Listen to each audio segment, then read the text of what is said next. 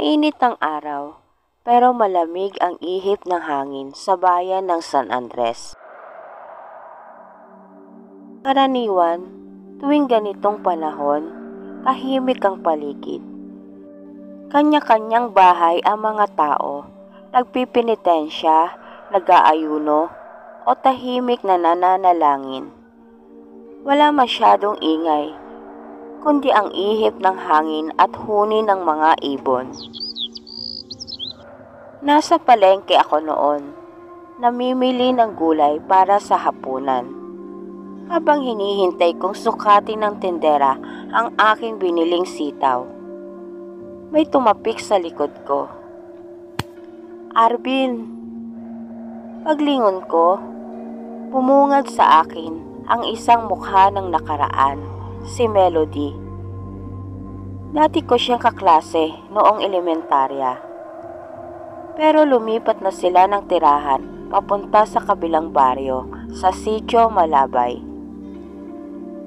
Melody, ikaw ba yan? Napangiti ako. Ngumiti rin siya. Matamis, ngunit may lamig. Iba ang kanyang aura. Parang may lungkot o lihim sa kanyang mga mata. Ikaw na nga, ang laki ng pinagbago mo, dagdag ko habang tinititigan siya.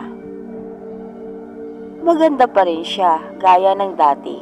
Mahaba ang buhok, maputi, at may kakaibang ganda na hindi mo agad malilimutan. Taga rito ka pa rin pala, sabi niya. Sabay turo sa bitbit kong bayong. Namimili ka pa rin ba ng gulay gaya ng dati? Oo, ganyan talaga pag walang asawa, ang biro ko. Napangiti siya. May gagawing pabasa bukas sa Sitio Malabay. Gabi yon, gusto kitang imbitahan. Natigilan ako. Sa Sitio Malabay? May pabasa rin pala ron? Tumango siya. Oo, taon-taon ginagawa namin yon. Tahimik payapa, malayo sa gulo at ingay. Gusto ko sanang makita kang muli. Matagal-tagal na rin kasi tayong hindi nagkikita. May kung anong kumislot sa dibdib ko. Siguro'y nostalgia o baka tuwa dahil naalala pa ako ni Melody. Sige, sagot ko. Pupunta ako. Ngumiti siyang muli. Ngunit sa pagkakataong yon, parang may aninong dumaan sa kanyang mukha. Saglit lang. Pero ramdam ko, parang may gustong sabihin na hindi niya masabi. Mag-ingat ka sa daan ha, paalala niya bago siya tumalikod. Habang papauwi ako, dala ang bayong na may gulay. Hindi maalis sa isip ko ang anyo ni Melody. Ang kanyang ngiti, ang kanyang malamlam na mga mata. At ang tanong na bumabalot sa akin, bakit ako? Bago maghating gabi, naglakad na ako patungong Sitio Malabay. Bitbit ko ang flashlight at isang maliit na bag na may lamang tubig, tinapay at kapirasong rosaryo na bigay ni nanay noong bata pa ako. Tahimik ang paligid habang binabagtas ko ang daan. Sa simula, sementado pa ang kalsada. May mga bahay-bahay. Madalas pa ang mga ilaw, pero habang papalapit ako sa Sitio Malabay, unti-unting nagbabago ang paligid. Ang mga bahay ay unti-unting nawawala. Ang daan ay naging lupa. Tapos ay masukal na daan na may mga damong sumasayad sa binti ko. Ang liwanag ng buwan lang ang nagsisilbing gabay, maliban sa mahinang liwanag ng aking flashlight. Wala akong nakakasalubong. Wala ring signal ang cellphone ko. Bakit parang napakalayo nito? Tanong ko sa isip ko. Maya-maya pa, may narinig akong tila kampana. Mahinang tunog lang, pero paulit-ulit. Sinundan ko ang tunog hanggang sa lumitaw sa harapan ko ang isang arko na gawa sa mga tuyong sanga at pulang tela.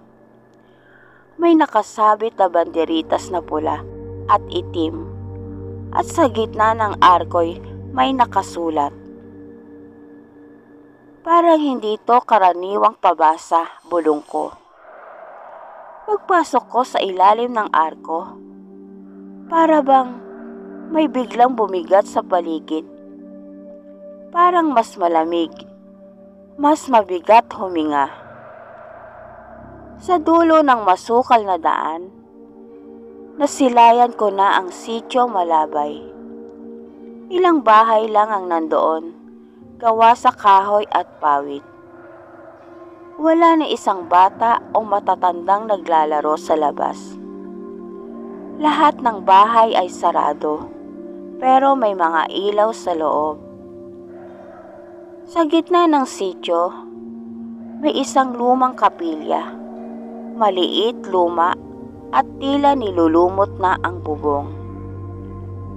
Pero maliwanag ito, puno ng kandilang kulay pula. Doon naroon ang pabasa.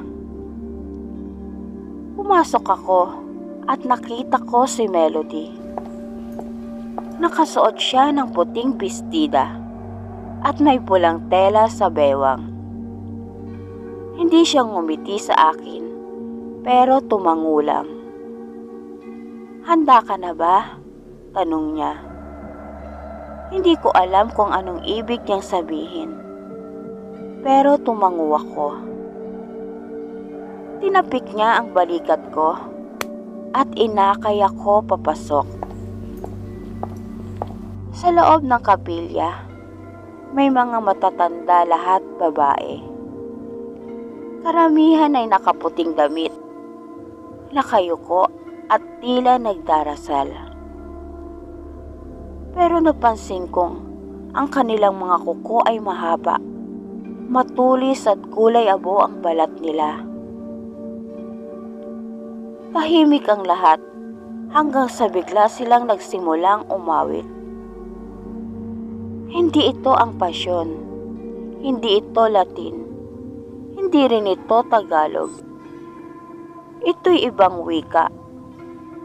At habang umaawit sila, dahan-dahan silang tumingin sa akin. Isa-isa, lahat sila, sabay-sabay. At sabay-sabay din silang ngumiti. Mga ngiting may patalim. Umupo ako sa harapan ng kapilya, sa isang silyang yari sa kawayan. Napansin kong may nakaukit sa likod nito. Mga simbolo at letra na hindi ko maintindihan. Parang sinaunang sulat. Tila sinadyang itago o ipreserba sa loob ng maraming taon. Tahimik ang paligid. Ang mga kandila, bagamat hindi gumagalaw ang hangin, tila may sarili silang galaw. Nagsasayaw ang apoy sa iisang direksyon. Parang sumusunod sa ihip ng isang bagay na hindi ko nakikita. Sa harapan ko, may matandang babaeng nakaupo sa gitna. Siya ang tila pinuno ng grupo. Nakasuot ng itim na belo at may hawak na makapal na aklat na yari sa balat ng hayop. Nang binuksan niya ito, biglang tumigil ang iba pang babae sa pag-awit. "Simulan na natin," anya habang tinatapik ang mesa sa harap niya ng 3 beses. Grade 5 kami noon, naglalaro sa ilog. Kasama ang ibang bata. Si Melody, laging tahimik, laging malayo ang tingin. Pero isang beses, ako lang ang lumapit sa kanya nang hindi siya pinapansin ng iba. "Ba't ayaw mong sumama sa laro?" tanong ko noon. Ngumiti siya at iyon ang unang beses na nakita ko ang kanyang tunay na ngiti. Walang lihim, walang lamig. Simula noon, naging magkaibigan kami. Ako lang ang laging kasama niya. Hanggang isang araw, bigla siyang nawala. Lumipat daw sila sa Sitio Malabay. Wala na akong balita mula noon. Nagbalik ang ulirad ko nang biglang magsimula muli ang kanta. Pero hindi ito kanta ng pasyon. Iba ang tono, mabagal, malamig, paulit-ulit ang bawat linya. Dugo ay handog, liwanag ay lunod, kaluluwa'y ibinubuklod. Hindi ko maintindihan, pero may bahagi sa akin na natatakot. Tumayo ako, lalapitan sana si Melody. Ngunit pinigilan ako ng isang matanda. "Manatili ka, panauhin ka ngayong gabi." Mahina ngunit matalim ang boses niya. Si Melody, nakatayo lang sa gilid. Hindi ako tinitignan. Bigla akong nanghina. Para bang unti-unting nababawasan ang lakas ko habang tumatagal sa loob ng kapilya. Nanginginig ang kamay ko at nanlalamig ang batok ko. Napatingin ako sa kisame ng kapilya. Doon ko nakita ang mga anino. Mga nilalang na gumagapang sa dilim. Marahan, tahimik, parang walang hugis, ngunit may mata. Mapupulang mata na nakatitig sa akin. May isang matandang babae ang lumapit sa akin. May dalang maliit na tasa na may lamang likido. Itim, malapot at may amoy na parang sunog na buhok. "Alukin mo ng sarili mong dugo ang mga ninuno," anya sabay abot ng maliit na karayom. "Teka, ano to? Bakit ganito?" "Bawat panauhin, kailangang maghandog," dagdag ng matanda. "Tradisyon namin ito mula pa noon." Tumingin ako kay Melody. Sa wakas, lumapit siya. "Arvin, tiwala ka sa akin, di ba?" Tumango ako, bagamat naguguluhan. Tumanggap ako ng karayom. Pero habang tinutusok ko ang hintuturo ko para tumulo sa tasa ang dugo, may napansin ako sa mata ni Melody. Luha. At sa ilalim ng kanyang ngiti, may takot. Pagkatapos kong ibuhos ang ilang patak ng dugo sa tasa, biglang umihip ang malamig na hangin sa loob ng kapilya. Namatay ang ilan sa mga kandila.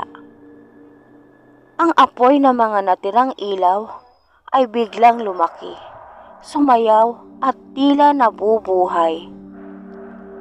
Mula sa kisame, bumagsak ang isang piraso ng tela, kulay dugo na may nakasulat na lumang wika.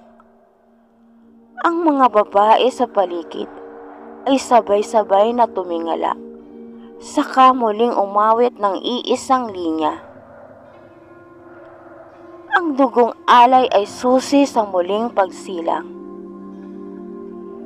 Lumingon ako kay Melody. Nanatili siyang tahimik, pero ang mga mata niya ay nangungusap. "Melody, anong ibig sabihin nito?" tanong ko, halos pabulong. Tumalikod siya at dahang-dahang lumakad paalis ng kapilya. Sinundan ko siya sa likod sa madilim na pasilyo na may sirang mga dingding at alulod na tumutulo. Paglabas namin sa likuran ng kapilya, huminto siya sa ilalim ng isang punong balete. Dito siya nagsimulang magsalita. May kasunduan ng Sitio Malabay sa mga nilalang sa ilalim ng lupa. Bulong niya. Mga anino, hindi sila basta-bastang multo, Arvin. Mas malalim sila, mas gutom. Anong kasunduan? Bawat taon, kailangan ng alay. Isang nilalang na hindi taga rito. Kailangang kusang pumasok sa lugar. Walang pamimilit. Kaya bawat taon, may isa sa amin ang inuutusang humanap ng panauhin sa labas. At ngayong taon, ako yun. Napaatras ako. Nanlamig ang buo kong katawan. Pinili mo ko? Tanong ko. Nanginginig ang boses. Hindi siya tumingin sa akin. Kailangan, Arvin. Kung wala kang maiaalay, sila ang kukuha ng buong sityo. Lahat kami mamamatay. Hindi mo man lang ako binalaan. Binalaan kita. Sa ngiti ko, sa mga mata ko. Tumulo ang luha sa pisngi niya. Pero bumalik ka pa rin. Napapikit ako. Parang nabibingi na ako sa sarili kong tibok ng puso. Sino sila, Melody? Anong klaseng nilalang ang hinihingan nyo ng alay? Tumahimik siya saglit, saka tumuro sa ilalim ng ugat ng punong balete. Buksan mo yan. Lumapit ako, nanginginig. Hinawi ko ang ilang ugat at damo. Doon ko nakita ang takip ng isang lumang balon. Mabigat ito, pero may hawakan. Pinuksan ko. Pagbukas ko, sumalubong ang amoy ng bulok na laman at mula sa loob ng dilim. Tumitig ito sa akin at sa loob ng isipan ko, may narinig akong boses. Hindi galing sa bibig, kundi direkta sa loob ng utak ko. Gutom na kami, Arvin. Pagkapikit ng mga matang pula sa loob ng balon, biglang umuga ang lupa sa ilalim ng punong balete. Umalingaw-ngaw ang parang sigaw. Hindi mula sa tao, kundi mula sa kailaliman ng lupa. Napaatras ako, napasigaw. Anong nilalang yun, Melody? Siya ang pinagmumula ng kasaganahan ng sityo, ang luma, ang gutom. Nakatali siya sa ilalim ng lupa. Pero kung hindi mapapakain, puputok ang mga ugat ng lupa at dadanak ang dugo sa buong paligid. Sagot ni Melody habang lumuluha. May iba bang nakakaalam nito? Ang buong sityo, lahat kami ay tagapag-alaga. Lahat kami inihanda para itaguyod ang kasunduang yun. Pero ngayong taon, ako ang isinumpang tagapili. Bumalik kami sa kapilya. Pagdating namin, parang may nagbago. Ang mga matanda, wala na sa kanilang mga upuan. Ang mga kandila, namatay na. Ang simbahan, mas madilim, mas tahimik. Hanggang sa may narinig akong kaluskos sa kisame. Tumindig ang balahibo ko. Tumingala ako. Isang nilalang ang nakadikit sa kisame. Baliktad itong gumagapang. May mahabang buhok, putol-putol ang balat, at ang bungangay puno ng ngipin. Parang hindi na kayang maisara sa dami. Melody, anong ibig sabihin nito? Hindi lang isa ang gutom. May iba pa. Mga tagapagbantay. Kapag ang alay ay tinanggap na, darating sila para kunin ito. Napalingon ako sa pintuan. Sinubukan kong tumakbo palabas, pero wala na ang daan. Ang pinto ng kapilya, hindi na pintong kahoy. Isa na itong pader. Isang buhay na pader. Kumakapit, humihinga. Para bang tinukot ako ng mismong lugar. Bakit mo to ginawa sa akin? Halos hindi ko na maibuka ang bibig ko. Tumulo ang laway ko sa lupa habang nanghihina na ang katawan ko. Ang dugo sa hintuturo ko, muling dumaloy kahit hindi ko ginagalaw. Lumapit si Melody, nanginginig. Nilagay niya ang kamay niya sa balikat ko. Arvin, may isang paraan. Pero ano, sabihin mo na. Pero ako ang kailangang humalili. Ako ang kailangang ialay kapalit mo. Melody, wag. Ngunit tila huli na. Umalingaw-ngaw muli ang sigaw mula sa balon sa likuran ng kapilya. Tumigil ang oras.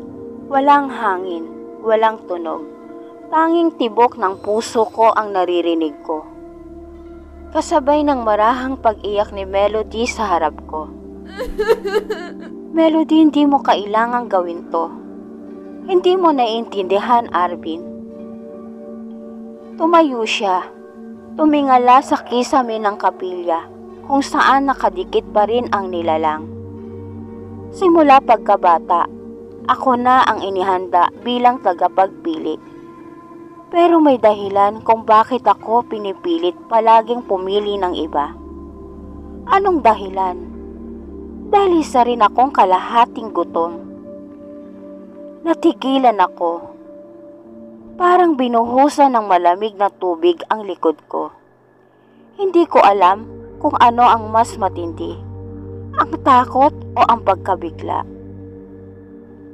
Isang gabi, sabi niya, noong 5 taong gulang ako, dinala ako ng ama ko sa balon. Siya ang dating tagapili. Inalay niya ang sarili niya.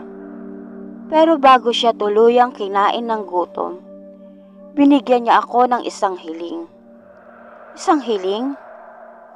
Na huwag kong hayaang mapahamak ang taong pinakamamahal ko.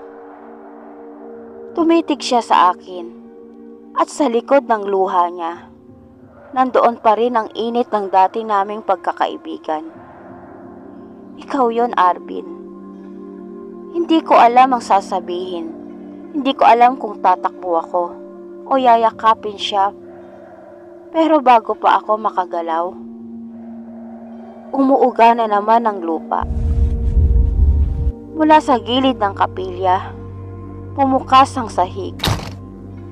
Isang hagdanang yari sa bato ay unti-unting lumitaw paibaba sa kadiliman. Isang matandang babae ang lumapit. Panahon na, anya. Isa sa inyo ang kailangang bumaba o pareho kayong kukunin. Lumingon si Melody sa akin. Hawak niya ang kamay ko. Ako ang bababa, pero kailangan mong umalis pagkabukas ng liwanag. Huwag ka nang babalik sa sitio Malabay. Huwag mo na akong hanapin. Hindi ako papayag. Arvin, hinawakan niya ang pisngi ko. Ang puso mo ang bumuhay sa pagkatao ko. Pero ang dugo mo ang gigising sa mga nilalang sa ilalim. Hindi ako papayag. Biglang sumigaw ang mga anino sa paligid. Lahat ng ilaw sa kapilya ay muling nabuhay. Pero kulay pula na, parang apoy ng impyerno. Humakbang na si Melody pababa sa hagdanan. Melody, wag! Huling tingin niya sa akin, puno ng tapang at lungkot. Basta tandaan mo ako, ha? Pagkatapos noon, nilamon na siya ng dilim. At dito na po nagtatapos ang aking kwento. Salamat po.